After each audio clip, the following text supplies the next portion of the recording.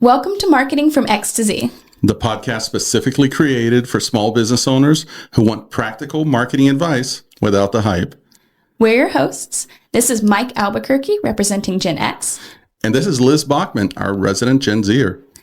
We're here to share honest insights, real-world experiences, and tangible strategies to help your small business thrive.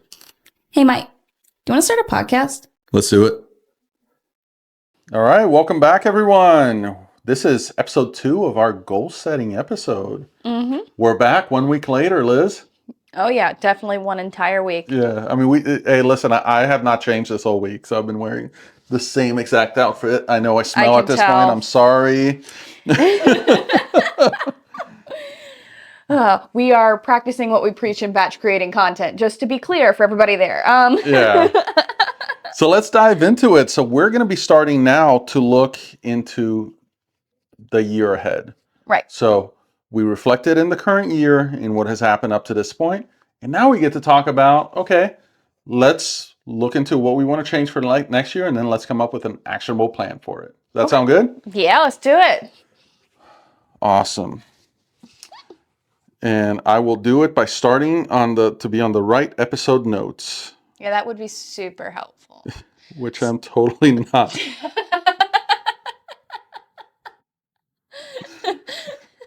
Okay, see, it's a holiday, so we all get a little bit, a little bit fun. That sounds like an excuse. It is an excuse, but here we go. Okay, so we review the year. We're looking ahead now. Mm-hmm. One of the first things that we always recommend when people are starting with strategy is to look at who their ideal customer is. Right, of course. So it makes sense that as we are planning for our next year, we review that. Okay. Has our ideal customer changed over that year? We ended the last episode saying, are there certain industries that we don't want to work with, or certain client types that we don't want to work with? It might be this, right? It might be that we had a target ideal client and we found out we don't love working with them, or we can't fit their budget, or we can't work efficiently in that niche, or we just really fell in love with a different niche. So has your ideal customer changed over the last year or not? And if it hasn't, have you learned something new about them? Is there any insight that came from working with that ideal customer that you can then plan for and make it part of what it is that you're doing? That's where I like to get started. Because I think that just gives us a baseline, if you will. So when you look back into your business, which we're at 4 years in at this point, has your ideal client changed over the years? Oh my gosh, yes. Okay. Oh my gosh, yes. My ideal client has done somersaults actually over the last 4 years. My company started specifically focused on independent authers. Yep. Like only. You still rank for SEO for those. But that is because I have not updated my metadata for SEO. Well, you should not take those blogs. I mean, hey, take the traffic you get, right? But well, I need to adjust it for my homepage though, because my homepage needs to be driving something more general. But no, the blogs are going to stay because the blogs are very good. If I do say so myself. But yeah, so I started off looking at authors, and no offense, authors. But I found that the primary things that I sell are not within the budget of most independent authors, unless it's happening in tandem with something much bigger. Like they have a business and they're using the book as like an authority piece for it. But when they're looking at the book specifically as a small product, like the number of those that you have to sell to replace my management fee is just not the most realistic, so you end up having to get into meta advertising, and I found some resistance there. That's what happened. So I looked at that and I went, okay, and that's when my prices were like half what they are now too, right? So so that kind of adjusted, and then I ended up in the legal space for a lot of things, and that was all fine. But also, in order to do well with social media and content marketing, the founder kind of needs to be involved. And I don't know if you've ever tried to get a lawyer to do anything. But it is like chasing squirrels. I don't want to get sued, so I'm not saying anything. I didn't name anybody in particular. But like in general, they're very, very busy and they've got big personalities. They've got a lot going on. So it's very hard to like herd them into a space to get the things you need in order to be successful. So although I have lawyer clients that I very much love, I don't actively pursue that niche in the same way that I used to, because I had trouble getting things executed the way that they needed to get results. That makes sense. Right? So, and I just wasn't set up to do that type of chasing. Yeah. And that's when I jumped into home services, which is more of where I am now. I'm more industry agnostic. Like I'm more of a psychographic as far as an ideal client than a specific industry, which is somebody who cares.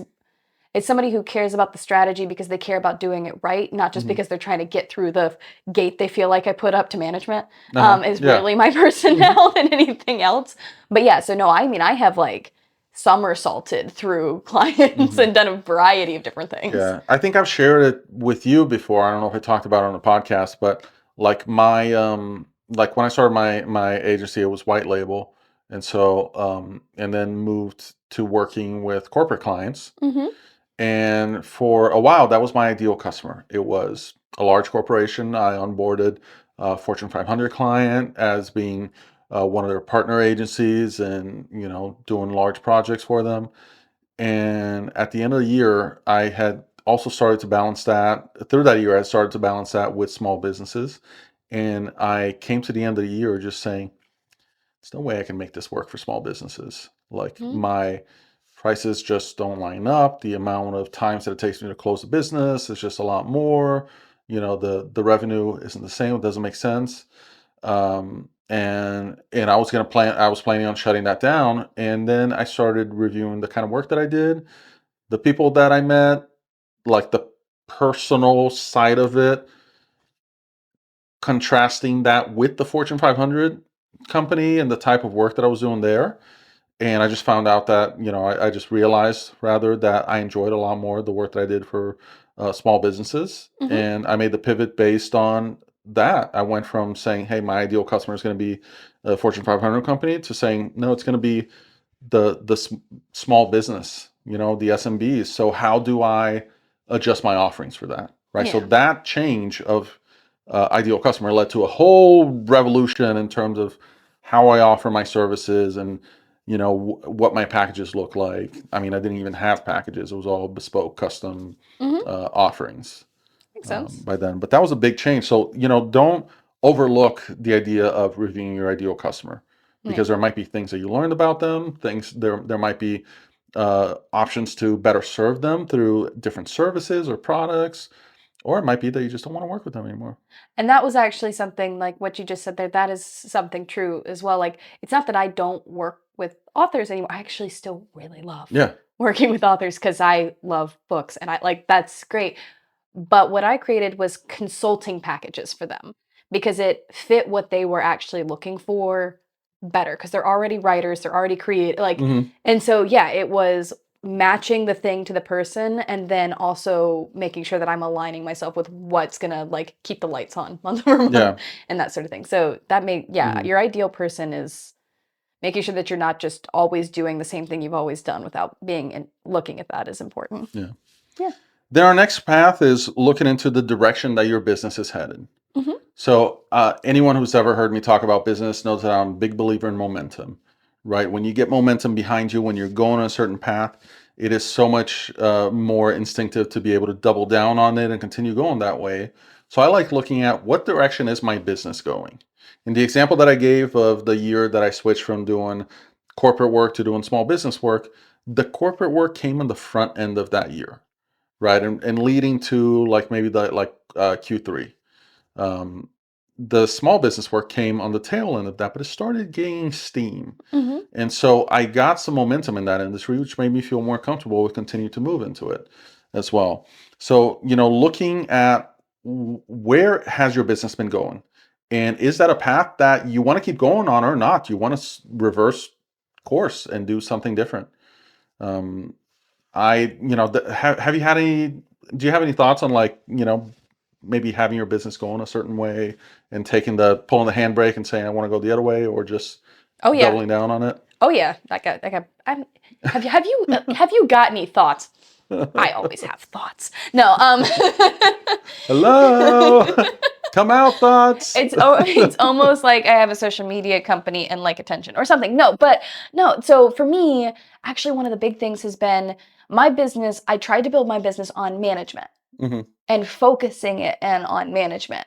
And it's kind of scary to not focus in on management so much because that is the month over month revenue that keeps the lights of my business on. And it has been this entire time. But I found that just offering management to anybody who would pay me for management was something that I should not be doubling down on and something that I did need to pull the brake on. So it's not that I don't offer that anymore. I do, but the way that my stuff is positioned and like the things that the way that we define the relationship, define the partnership before that goes, that is very much that conversation of pulling back and going, wait, hold on, if they're not a good fit for this is a really, really, really high touch relationship. And if we're not a match, we are both going to feel confused and frustrated the entire time. So that for me is like because that's a very scary thing that I'm still trying to almost feel out in a lot of ways. Because it is something I'm still offering, but it's just different the way I'm doing it. I don't know if that makes sense. Yeah. But it used to be like, oh, you want management? Sure, let's do it. And it was like, and that led to enough like bad fits for everybody involved. Like not just me not being happy, but also like me not being able to serve those clients as well because our thought processes were so different that we weren't able to show up for each other the way that we needed to. Does that make sense? Yeah, absolutely. So yeah, and that would say like for a social media agency, having that conversation is like, yikes. But that's kind of been mine is like we looked at it and it was like, this is making you miserable. And this is where also like a lot of your time is lost is dealing with things because we didn't create these other parameters first, I guess, if that makes sense. It does, yeah. Yeah. So those are my thoughts. Okay, those are good thoughts. Those are thoughts. Talking about thoughts, Liz, are you a big word person? Do you do a word of the year, or do you have you ever gone through that process? I actually have not. Okay. I have not gone through like a word of the year. I saw that on our like notes prep and I was like, no. I'm again, I know that's something that a lot of people do in terms of like vision board and kind of the I don't want to say that kind of stuff, but like that kind of stuff. And I was never big into it. Again, as part of this process, one of the prompts that you asked is, what is your word of the year? Okay. And I started thinking of it more in terms of maybe not necessarily a particular word, but more of like a feeling or something that I wanted to just be able to break it down in a few different ways and use it as like my North Star for the decisions that I'm going to make. And I think it was interesting because before we started recording this, I was, we were talking a little bit and I was going through my word of the year for last year. And, I candidly, I filled up my PDF for myself last year and I took a lot of time and put a lot of thought into it. I had not revisited that in quite a few months. I didn't keep an eye on it except for like the overarching goals and some of the things, the breakdowns that we're going to be talking about. But I remembered what the word of the year was, and I had broken it down in quite a few different ways into what that was going to mean. And when I looked into that, I was going through the different phrases that I word associated with that, and I was like, yep, I did that this year, which is something I don't usually do. I did that this year, which is something I don't usually do. Yeah. So I guess I'm a believer in the word of the year now. So that's the like visualization manifestation thing, right? Which I have mixed feelings about. But I mean, if I were to like, it's not a word of the year, but like this year for me, I believe I said this in a previous episode, but like this has been my systems era. My whole thing this year has been getting things plotted out in repeatable manners in order to be able to create a team, in order to create consistency, in order to like, and doing that inside of my offers and inside of my admin. Now, as I mentioned in the last episode, I missed the boat with that when it comes to like client acquisition and lead generation. But the rest of it, I've actually done a very, very good job of building those things out so that they become more sustainable. Okay. So it's not a word, but like that was kind of my like objective. Comment below if you think that Liz needs to pick a word for next year. And then she'll share. We'll do like a reel or something where you're sharing your word. Wouldn't that be great? Great social content. I feel like I'm getting peer pressured right now, which is very odd. All right. Okay. Let's move on. Let's go to. So we started this whole thing talking about success. Successes from the previous year. So the next step would be to plan what success looks like for you for the next year. So as you're looking into 2026, what are realistic things that you can accomplish, that you want to accomplish, that would help propel your business forward, grow it, or take it to where you want it to be? A little bit of, I guess, almost like tied to the word of the year, right? That vision board idea of if everything you do works out the way that you plan for it to work out, where are you going to be a year from now? What is this looking like? Are we still sitting down here recording a podcast, or are we, are you sipping Mai Tais on a beach somewhere? That's always the cliche, right? It's a question I ask my clients as well in the brand strategy session, but I think when we're talking about a year ahead of time, it makes sense to think, what if everything goes perfect, then what does it look like? Because that helps us be able to have that goal and then track back from it. Yeah, no, that makes complete sense. I mean, for me, I eventually, and I don't mean next year, because I don't think it's a realistic outcome for next year, but my 5-year, right, is I want a team to be doing a lot of the executing of the strategy development stuff that I do. So something for next year that would be great would be having somebody that I have trained up to have like a second person who is like, because I have team members, like I have subcontractors that, do graphic design or do scheduling and stuff, but they're just like, they're very like task-based things. Yeah. So for me, it'd be starting that process or feeling comfortable by the end of the year in that process of having someone who I can hand more off to. That's what I think success would be like for me, because that's stepping up towards that bigger goal, because I want to build I want to build something with a team, and provide employment. But I have to step to that, because I also don't want to do that and then be like, oh crap, I can't keep it. I'm a little scared of that goal, I'm not gonna lie.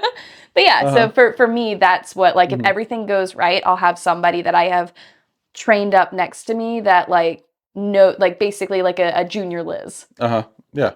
So that's kind of my hope for next year. No, that's good. I think when I look at myself, especially with the way the year has gone and where I find myself now, next year, I almost look a little bit less at the business and more at the impact the business has on me, and mental health and mindset and those sorts of things. And I'm like, next year I want, I want to focus. I want certain weights to be off of me. I want to just have a little more tranquility over how things are done, and that means various things, right? Because I mean, the path to that is what? Yes, it's scaling, right? It's getting the right people in place, getting the right products in place, it's making sure my client acquisition pipeline is polished, and it's moving, and the results are being adjusted as I need. So. But we're getting a little bit ahead of ourselves here. Oh, whoopsies. So we talked about the vision for success, and now we're going to talk about how we get there. So we've painted that picture of where we want to be a year from now. Then the next step is creating smarter goals. And for smarter goals, Liz, I'm going to get the laptop. Okay. Because I got to read here. But you didn't memorize it for us? I did not memorize. I'm sorry. No. Unprepared. Yeah.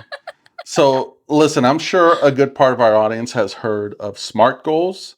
There's a slightly modified framework called SMARTER goals, and so I'm gonna define it so that people know what it is. Okay. So that you don't have to ask me, what do you mean by SMARTER, right? So here we go. Most of these are going to be the same, right? So S stands for specific. So define your goal with clarity and precision. A well-defined goal provides focus and direction. M for measurable. So assigning a metric to the goal so you can track your progress and success. Something like when this is going to be due, right? Do you want to accomplish this goal? Or sorry, no, that's another one. That's That's time bound. Sorry. yeah. The metric would be like, is there a certain percentage or a certain number you're trying to reach? Then A for achievable. Ensure your goals are within the realm of possibility, right? My goal shouldn't be to be the King of England. I'm not British, nor was I born as part of the royalty. So, I can't do this. Here's the first one that's I think this one is different from the regular framework. Risky, stretch beyond your comfort zone. So something that pushes you outside the bound of what you'd be comfortable with. A challenge, something that is going to be a little bit risky, but is going to lead to innovation. Okay.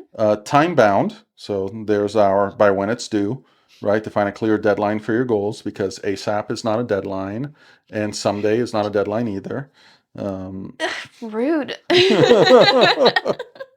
Then we have E, exciting, a goal that inspires you, that you want to accomplish, something you feel excited about doing, that resonates with your passions, increases motivation. And then the final R, which is relevant. So something that aligns with your overall goal and mission, your values, your current priorities. And that Another contributes. reason why being King of England would not be a good goal for your Yeah. business, because it's not. I don't know. I could be the King of England. Listen, if you need a sub for King of England, I volunteer myself.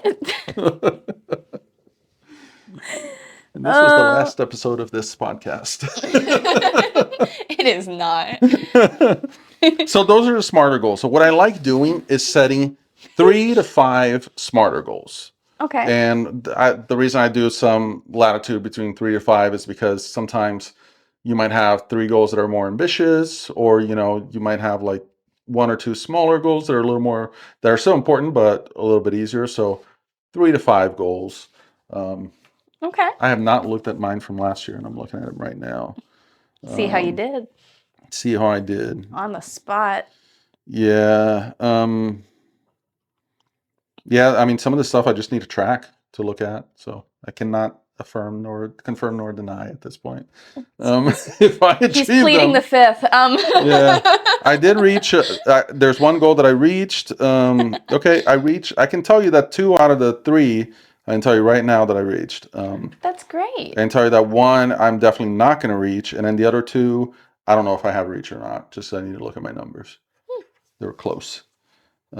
So create 3 to 5 goals, right? You've gone through the process of creating SMART goals in the past. Yeah. So, Yeah. and hopefully our audience has too, so make sure you align by those 1, 2, 3, 4, 6, 7. All right. Smarter. So as a recap, it is specific, measurable, attainable, risky, exciting, and relevant. And time bound. Oh, time bound. Right. Yeah. Yeah. I didn't spell smart. I spelled smarter without the T right there. That's fine. I'm fine. Smarter. Yeah. Okay. We're losing people here. I can see everyone tuning off. All right. Then this next part and final part actually comes from a book called The One Thing. I think I mentioned it before in the podcast. But it's a goal that's about setting. It's a book that's about setting goals. And what I like about it is you come up with this larger goal, this overarching goal. You spoke about your 5-year goal, for instance. You come up with a goal for your life. What do you want to do? And then you break it down into your 10-year goal, your 5-year goal, your 1-year goal. Great. Now your 1-year goal, let's break it down into quarters. Great. Your quarterly goals, let's break them down to months. Your monthly goal, let's break them down to weeks. The book does go as far as breaking down into daily goals, which I think is a little bit overkill. I think the weekly goal that you occasionally miss is okay. That's my sweet spot. That would make me anxious. I don't think I can handle the daily goals. Yeah, daily goals are a little bit too intense. But I do the weekly goals that are part of like the vision for the larger goal. Cool. So that it keeps you on track for what you want to accomplish for that. One of the things that I do to stay on top of those goals is there is no better way to motivate myself than via shame. So I have an accountability group that meets every week, and all we do is we open up the Google Sheet and go through the shared goals and say, hey, did you meet the goal from last week? Yes or no? And if not, then either you come up with a new goal or you move it to the next week. If yes, you get the little checkbox there checked. And that's how I keep myself accountable. I do a similar thing. Part of the reason I got the business coach is because I wanted somebody that I had to tell that I didn't do the thing I said I was going to do too. So that was part of it. And then I also have an accountability buddy who is in a similar business or a similar stage of business to me. And so we have weekly meetings where we go, okay, these are the things we want to accomplish. And so accountability is important because it's very easy to, especially once you do it once, to push it off. It becomes easier and easier to go, oh, well, it's fine. But it's not, because you want to accomplish the thing you want to accomplish. Yeah. No, we do. It's one with the group that I'm part of. There's, I think in theory, there's maybe 6 or 7 of us. Most of the time, it's 3 or 4 people that meet. But even if I don't meet, I try to go into the Google Sheet and either check or carry it on to the next week. Just as a way to stay on top of things, right? Now, so that breakdown, we're not going to go into the breakdown of weeks in the PDF that you'll be able to download from X to Z Pod, but you will be able to break it down into months, and then you can port it onto your own Excel sheet. I do want you to realize that this is the shame thing he's talking about. He wants to create this, and so now he's making himself have to. I am self-shaming if I don't create. I don't, I was thinking about it. I don't think this would be the first time that I promise a resource that I don't post. Actually, you have not promised to create a resource, but you have promised links, which I have then found and put in our show notes. Thank you, Liz. Yeah. Can you also create a PDF? No, I cannot. I said earlier that is not happening. Okay, the PDF is on you. Okay, all right. Fair enough. So let's wrap this up. We've gone through reflecting on the current year. We've gone through dreaming up the next year and steps to coming up with a plan. Liz, when is a good time to start goal planning? When do you do it? When do I do it? Yeah, or when should I? Well, yes and yes. We can go with both. Yeah, so I actually have not done a good job with solidified goal planning in the past. Okay. So this is not an exercise. I've done it with my operations person on a quarterly basis type of deal. But as far as planning for the entire year, that's actually kind of, it's a concept I know I should have done, but I've been so busy just trying to not. All right. So let's plan for when you will do it this year. So, I'm probably going to do it the week between Christmas and New Year's, because most of my client work will be dropped down during that week, because nobody's going to be. You don't get the emergency social media messages then? Oh my goodness, surprise, it's the holidays. Oh no. No, we have processes and contracts that prevent that from happening. Yeah. You and your processes. Okay, so boundaries. But as far as when I probably should, this episode publishes. I'm also going to do some self-shaming here. This episode publishes on December 15th. Yes. And so with it publishing around now, this is really around when you should be doing it, if not a little bit earlier. Yeah. Yeah. So I take my breaks when I can get them. And so typically I take a week off for Thanksgiving, a week off between Christmas and New Year's. I feel like that's what I said. Yeah. Yeah. So I kind of split do it. Okay.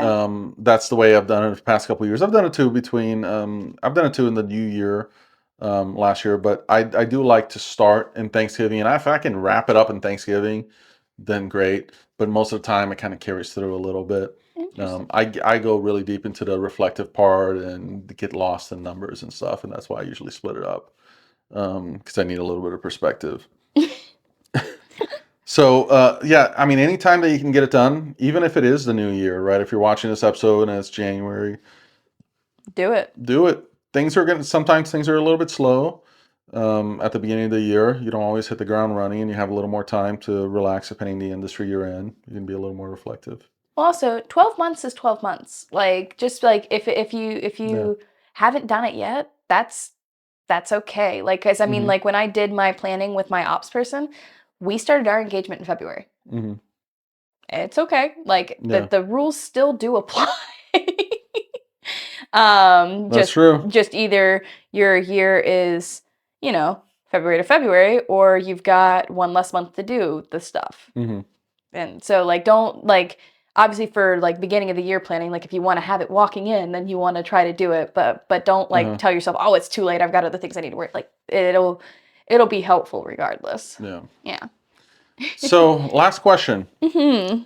If you're happy with where your business is, if you either have a mature or new business, whatever it is, but you're just happy, you don't want to grow, do you still need a goal plan? I feel like we wouldn't have made this episode if the answer to that was no. Yeah, that's fair. Yeah, I mean, I think there's, and I don't want to sound like, we have both talked about how much we don't like the urgency marketing bro, sort of energy off of things.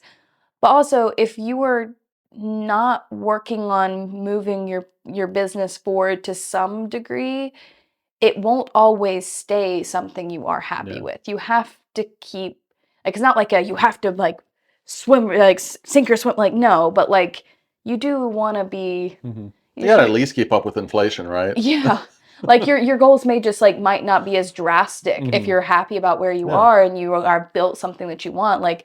You don't need to change it just for the sake of changing it, but you still are going to want to keep up with inflation. You still might have a project that you want to plot in to actually get done instead of just thinking about. Yeah, you might want more time for personal projects or to be more efficient, even if it's not, you don't want to grow your revenue or you don't want to grow your staff, but you might want to, grow your efficiency or lower your overhead. Absolutely. So there's different ways to goal plan. Yeah. And with that, it's a wrap. So that's goal planning, everyone. If you end up doing this, do let us know. We would love to hear what some of your goals are. Yeah. And also, if any of your goals are marketing related, we'd love to know what you're struggling with so that we can create content to help you. And if you don't see the PDF up on the website, please email Liz at what? Don't you dare. It'll be there. ecstasypod.com. See you next time, everyone.